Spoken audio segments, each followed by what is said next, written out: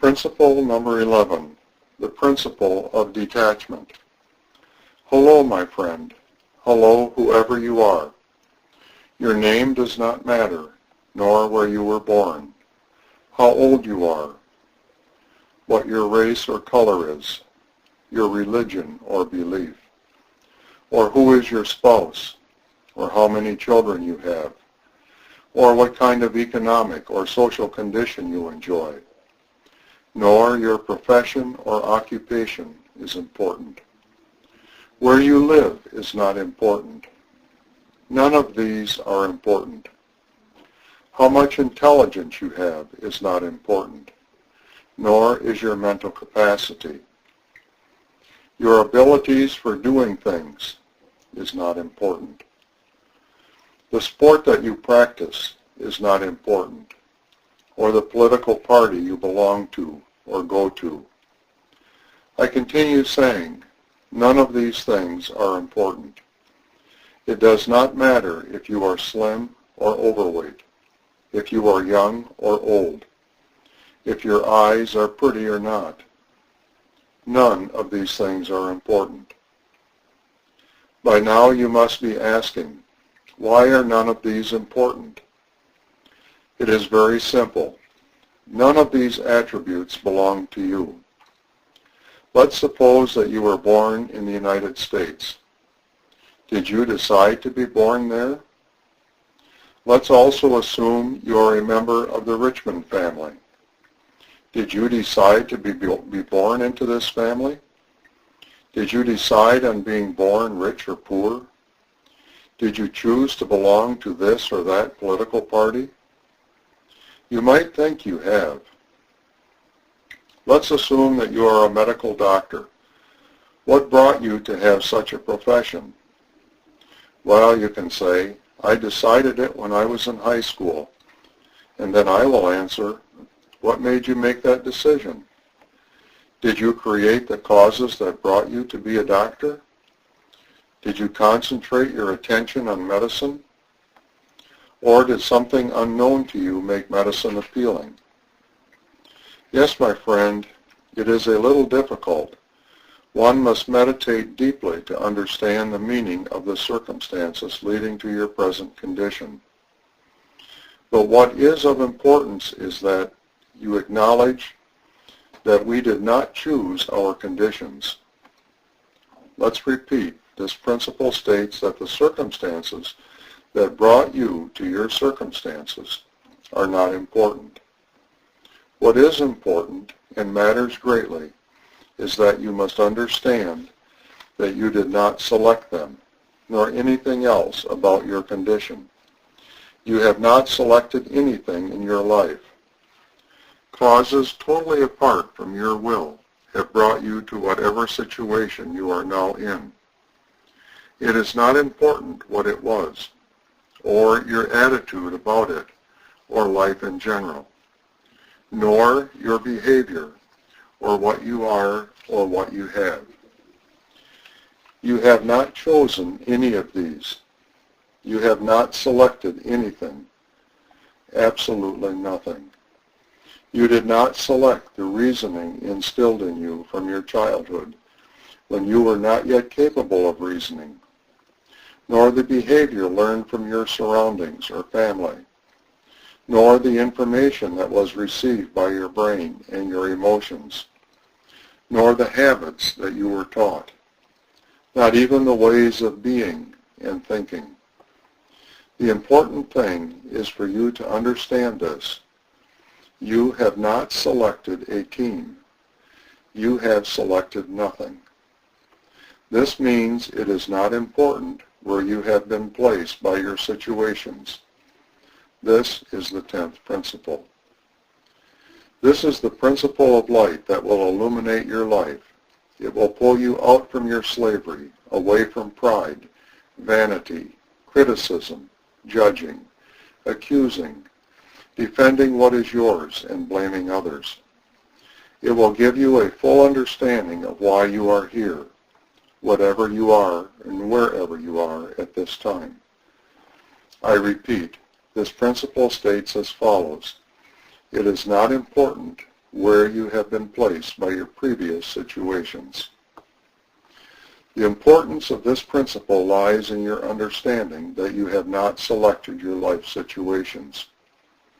Yes, my friend, this is a great truth, a very difficult truth to grasp and understand, because the hard part is that it is a truth difficult to accept. Our pride cannot accept the fact that we have never decided a thing in our lives, and proclaims everything belongs to it, absolutely everything. But a profound analysis of yourself will bring you to the truth of this principle.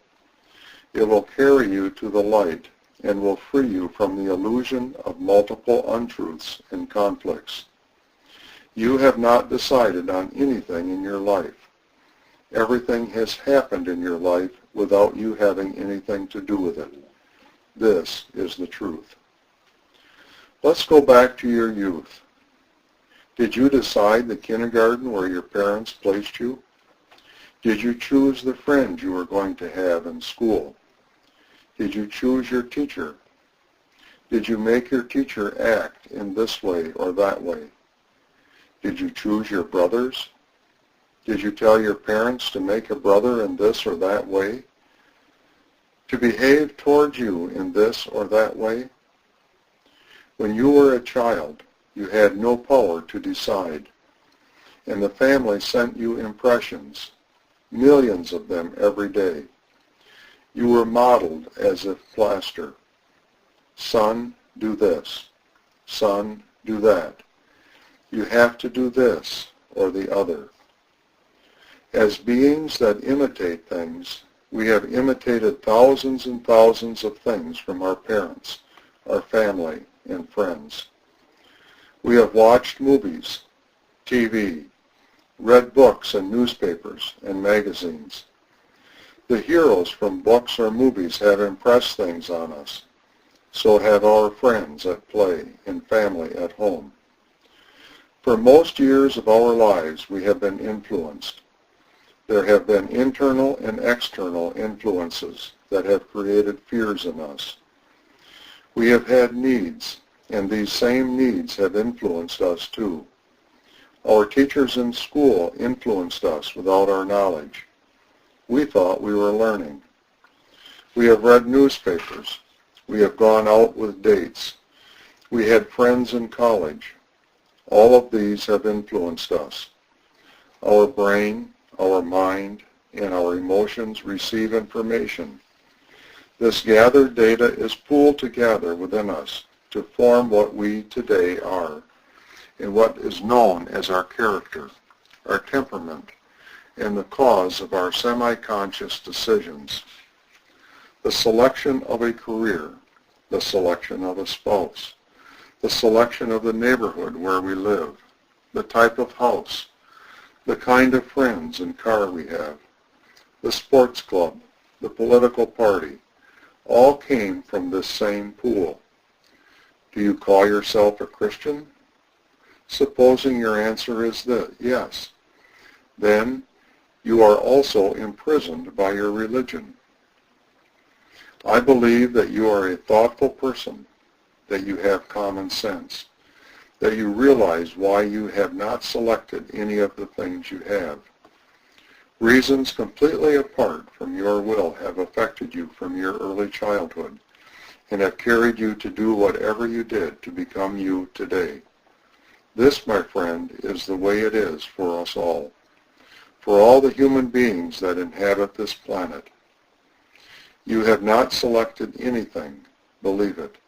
It does not matter where you were placed by situations or circumstances.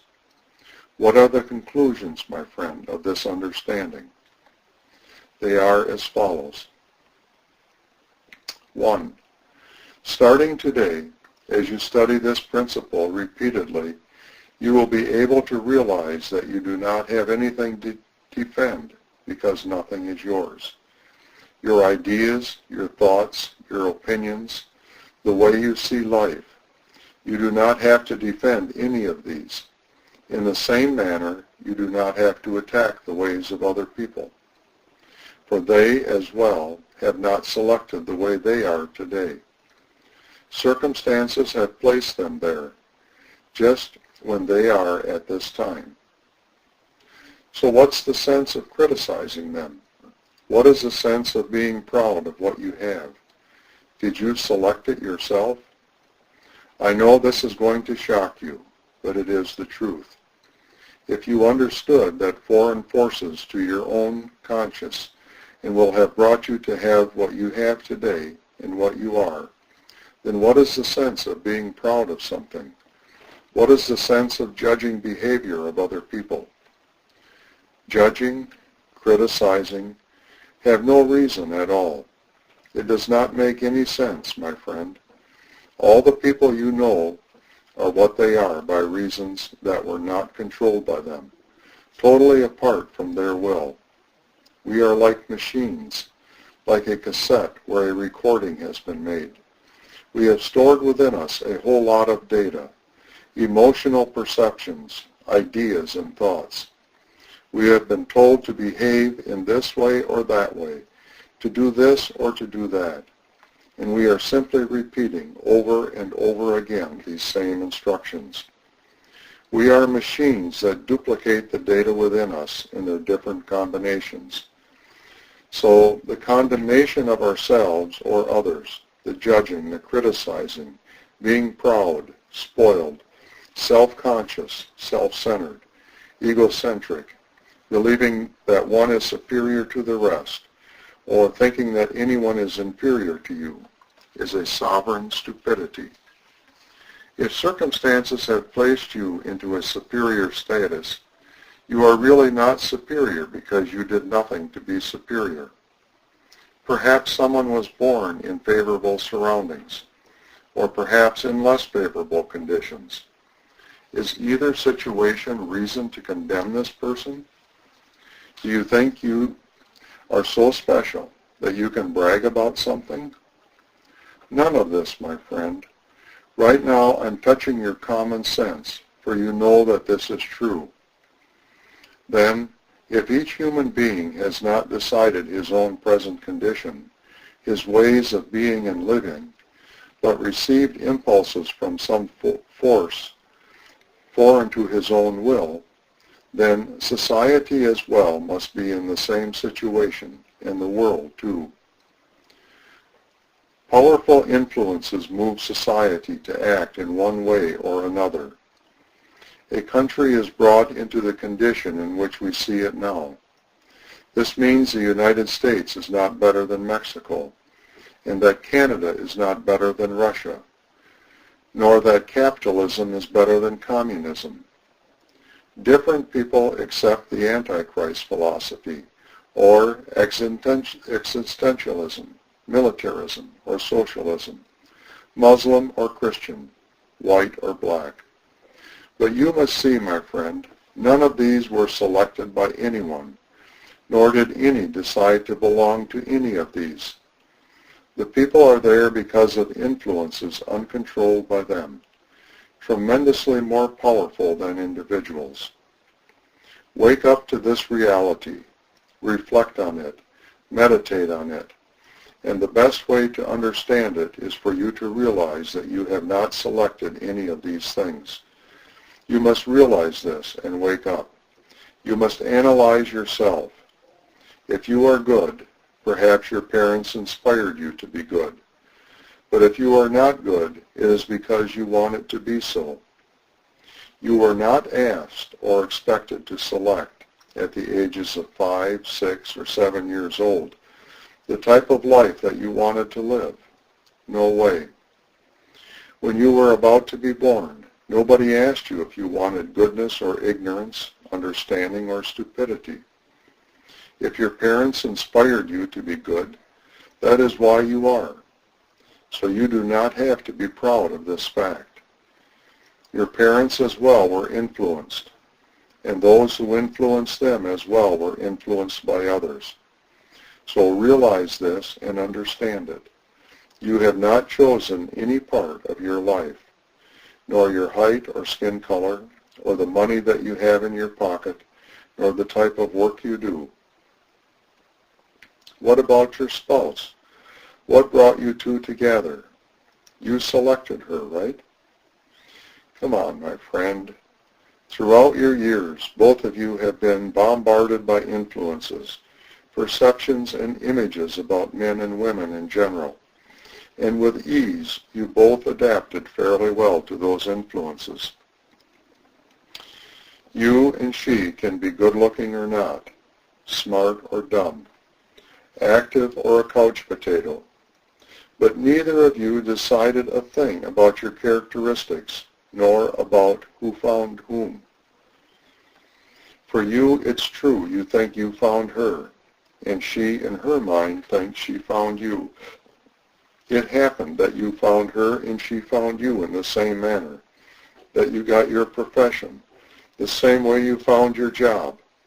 All happened within the alternatives that you had within your reach at the time. My friend, I sense your thoughts are on the right path. We are nothing. We are a body with minds and emotions that at birth were apparently empty. At this moment we find ourselves with thousands and thousands of thoughts, ideas, information, emotions, fears, needs, worries, problems, and our share of conflicts. All of these are within us, but they are not us. We have been like a cork carried by the wind and tides in the middle of the ocean, and we still are. We are slaves to the influences that reach us, the influences that we perceive every day through our five senses, and through our mind and our emotions. We are nothing but slaves. We are programmed by stellar influences, our surroundings, politics, our profession, and we try to find the simpler way, the most ideal according to the way we are and see things. But nevertheless, we are slaves, nothing but. We have never selected a thing, nothing. Do you like artichokes? Why? Why do you dislike corn? Why do you like some things and dislike others? It is not logical, is it? What we should really be asking is what are the influences or causes that made you like some things and dislike others? Why do you do some things and not others? Why might you approve of capitalism instead of communism?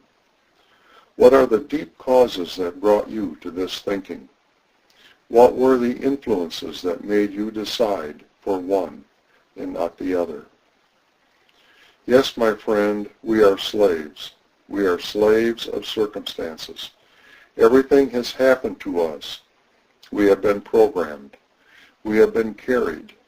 We have been taken through the ocean of life, upwards and down again, backwards and forward. And who knows in what position you find yourself today. But all of these are, again, not important. The important thing now is for you to start thinking of how to be free from this situation. How can a person start to make decisions for his own life? If you have understood the truth contained in the 11th principle, that everything that has happened to you was not chosen by you, that it is not important where you find yourself today, or in which situation. If you now accept this, then you are a candidate for free will. You are a candidate in starting to understand how you can free yourself from all that which is not yours, and start to make your own way. You will start to understand the reasons why things happen. You will find the reason for your life. But it is mandatory that you first know you never selected anything. You must understand it and accept it. To do so is a long and tedious working procedure. But oh, it is worth it. The work goes like this. First, study this principle for 49 days, every day when you go to bed and again when you wake in the morning. Be warned about this work. Don't allow any restlessness, disappointment, or depression to creep into your effort. You must be strong and alert to gain this understanding. You must start with an open mind and be prepared for a period of misunderstanding before the principle's full meaning sweeps over you. Be careful and alert, especially in the middle part of this work before you gain the full understanding. Don't lose your step and make the situation worse. Work steadily and with confidence for the 49 days. Be conscious of your condition each time you're ready to start a work period. If you get the urge to do something else at this time, you must consider that urge as your warning flag. Be alert and ask yourself, who wants to do this or that? You may not be able to know where the urge comes from, but you'll notice the difference between the thing you want to do and the something source that urges you to do something else. This difference is very important to you because you start to directly experience the difference of what you want, that is, to work for your liberation, and the urge that comes to you from the outside and is interested in you doing what it wants. You will slowly discover you do not have the free will you thought you had. Let's say at another time in your work you get a sudden thought of being angry at someone. If you're alert, you'll know it's another flag. You're being diverted away from what you want to do. What to do. Stand up to the thought right away, just as you would in your normal life. The difference, of course, is this time you're standing up to an urge, not a person. Tell the urge you don't want to get angry. You're doing something else, and you'll see the urge fade and go away. Not all situations are confrontational. Let's say you're on your way out of the house to go buy something, and you remember this work of the 11th principle. Stop and ask yourself, what is making me buy this? What are the reasons pushing me to buy this? You must be very objective, very impartial, very honest with yourself. You must have the attitude of a person that insists on knowing the truth, a person that is truly willing to verify the veracity of the 11th principle. Look at others, see what they do, and ask yourself the question, my friend, what brought you to do that? Did you decide it yourself? He would affirm it, and at this point you can gauge if the influence on him is his own will or some other outer force. Do this from time to time without telling your friends what you're doing. This is a way to gauge yourself on your progress. Your friends, if not doing this same work, are at the same point you were when you took on this work. And as you learn to discern the difference of your will from the outer influences, you'll start to see the difference between you and your friends.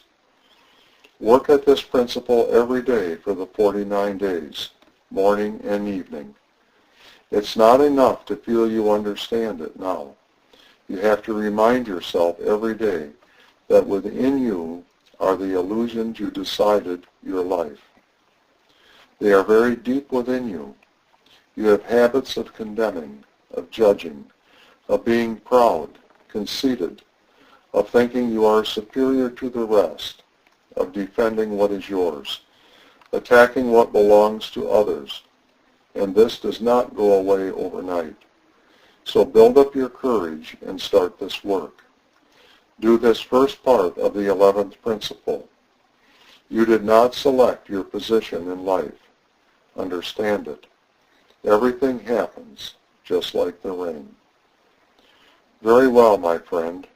I know that the first part of this principle has not been easy for you. If you understood its meaning and you meditated on it, you must have arrived to the question, if I did not select a thing, absolutely nothing in my life, then what or who did? What force or power brought me to be the way I am today? It's a logical question. My friend, the accumulation of data, of personality, character, temperament, fortune, economic condition, thoughts, ideas, all you consider you are today, we will call your personality, which is the role that you are now playing in life. You are playing a role of being a person in this or that manner, that lives and acts like you do. All of these are not you, because it's a role. Your personality and everything else has been brought to you.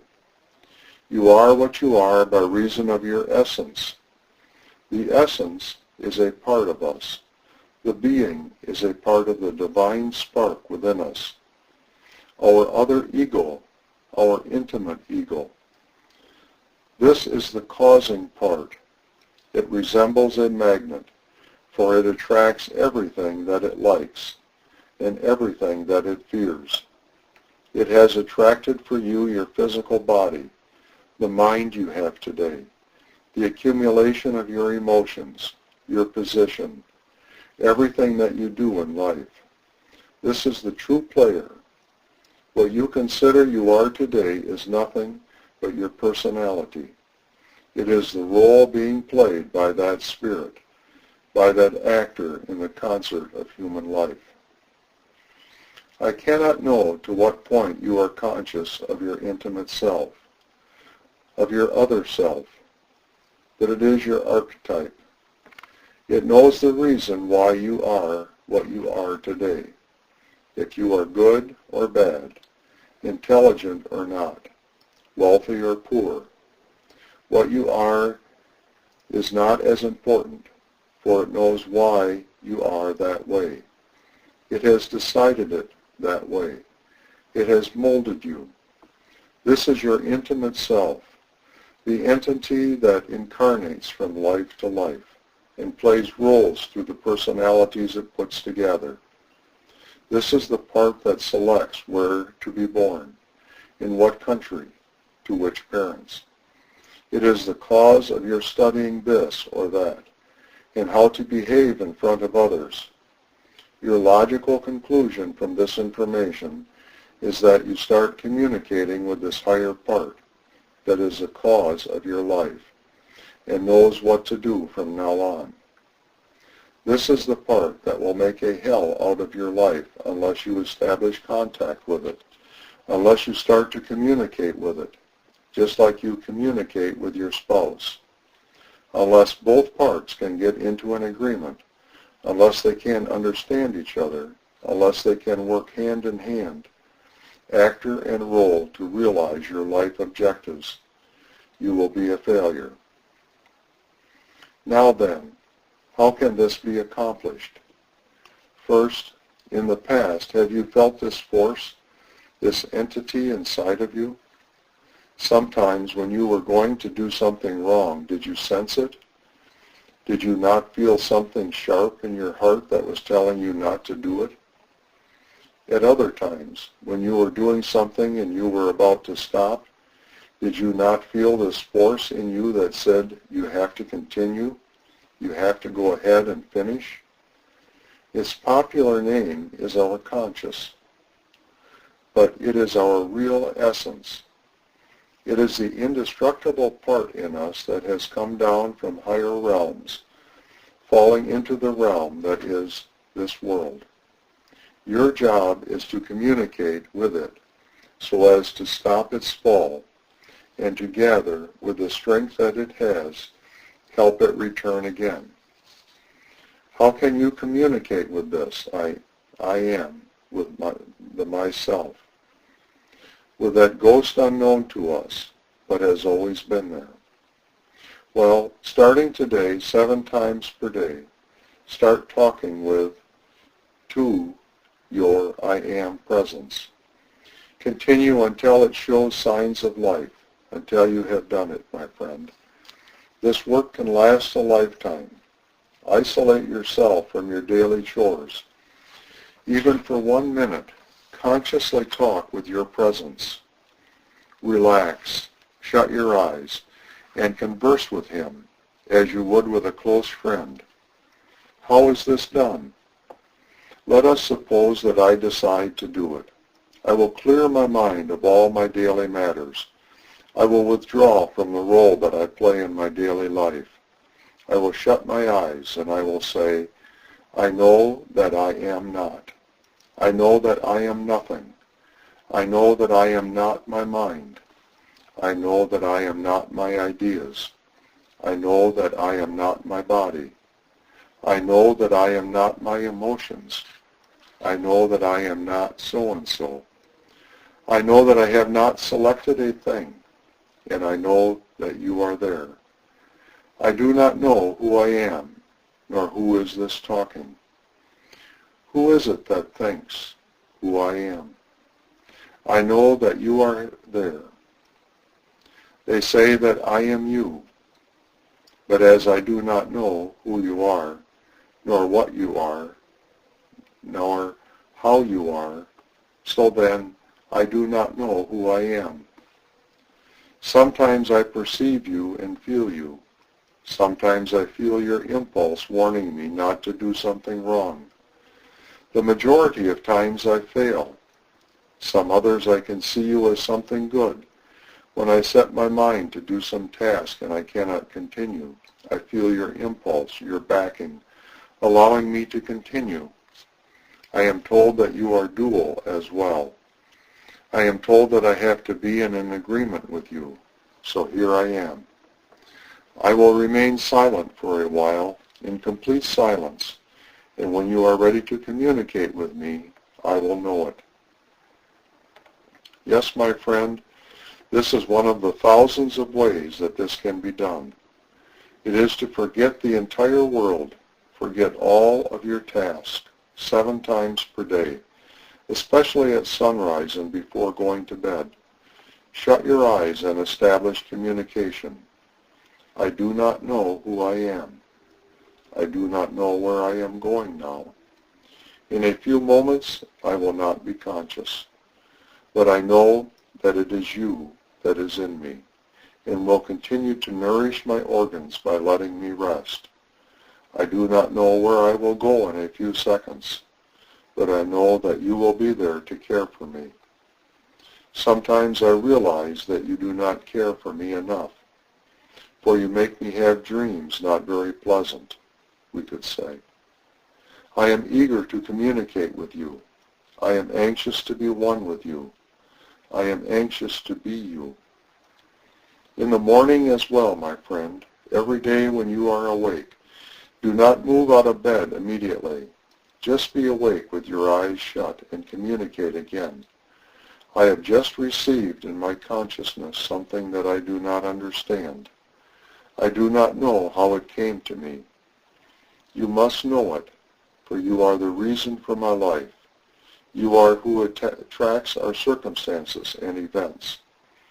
You know whom I will see today. You know what I will have to do today. I think I know what, but it does not always happen. What you want happens most of the time. Make me feel your presence during the day. You are at a level of more light, and if I'm going to make a mistake, please let me know ahead of time. This way, my friend, 7 times per day, from now until the end of your lifetime, communicate. Communicate and remember that your other self, your real self, is down here with you. It is a spirit that has fallen from the levels of light to the levels of darkness. It is dual and fluctuates between the levels of good and bad. Not all the impulses that you feel from him are the right ones. You must discern and differentiate yourselves. You must know the difference. You must determine this step by step. You must be awake, so when you are being pushed to do something that will involute you more, you can decide, using your own free will and discretion, that you now have to do those things that you know will help your evolution. You must study the law. You must study the principles. You must be able to see the truth and uncover it. You must place yourself firmly on the path of evolution. One day he will know that you have decided to experience evolution, and later you will realize that he is the possessor of your force. You will know that all the desires that you feel are coming from him, good and bad. Without the force that he controls, all your desires and mental needs are worth nothing. At this point, you must start balancing your excesses and your instincts, especially your instincts, because they can be very dangerous. He can bring you closer to our common Creator thousands of times faster than you can. We're going to call your right hand your personality, and your left hand your essence, your other self. These two must be joined and must agree to experience evolution together.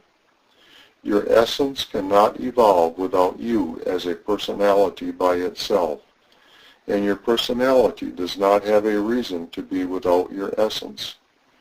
The two have to join to procreate the real self, what in all truth is what you both are together. This real self can and should have free will, choice, power, capacity, omnipotence. It would exist in a higher level of light, much closer to the Creator. This work, my friend, is commonly known as realignment. You are misaligned with the divine spark within you, and you must realign yourself. Ordinarily, your essence shows itself emotionally. It is what we call your emotions, your wishes, while your personality would be your mind. You must communicate with your essence. You must convince it to evolve, and you must learn to use the force it possesses so that you can evolve. You are in the world with your physical body and with your mind. You have a choice. You know what is the right thing to do, but you don't have the strength to do it alone. Your energy is worn down daily by your essence, manipulating your desires, attitudes, and behavior, especially with criticisms, anger, violence, when you talk too much, when your five senses experience too much, with excess sex, boredom, and abandonment. The energy received from your essence is worn down by these things, so you must block them in order to have energy for your evolution. Wake up. Learn to communicate first. Then get into an agreement with your essence so you can start learning to control your mind. If you can accomplish this, you and your essence will together walk the path of evolution. You will again learn to obey the cosmic law.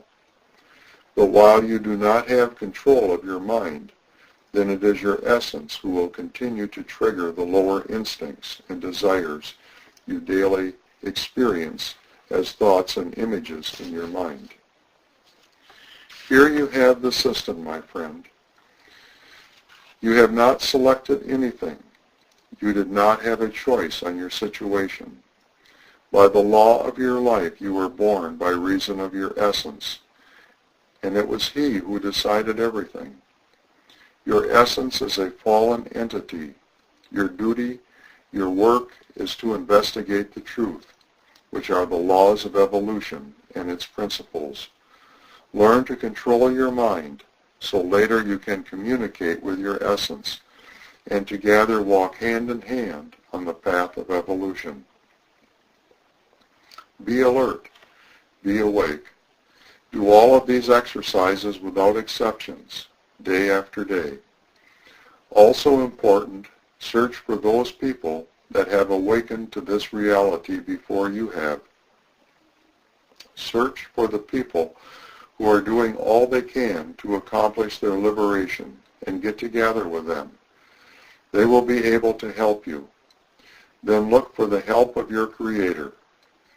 It is in you, and you must know how to distinguish between your Creator and your essence. as they both are internal. You must know how to tell them apart. Direct your call to your Creator. Your Creator is neutral. He is a spirit that only observes the struggle between the personality and the essence. In some people, the role tries to dominate the actor, the essence. In other people, the role is weaker, and the essence, with its lower impulses, carries them to their low life, a disaster. The man who wants to evolve is the man who has to balance the essence with the personality. The man has to make the essence grow up to the level of the personality. Then, hand in hand with the aid of the Creator and the Ascended Masters, he will start, step by step, on the evolutionary path. The 12 great doors that can help you to the evolution and to the understanding of reason for being are in the 12 principles, with their respective messages of how to carry them to completion.